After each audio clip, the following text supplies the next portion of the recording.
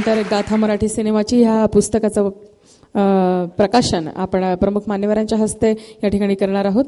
पुस्तक प्रकाशन करण्यासाठी मी इसाक मुजावर यांचं गाथा मराठी सिनेमाची हे 100 वर्षांचा मराठी सिनेमांचा इतिहास यामध्ये दडलेला असताना अतिशय सुंदर असं पुस्तक या ठिकाणी वाचकांना त्यांनी उपलब्ध करून दिलेलं आहे, निर्माण करून दिलेलं आहे.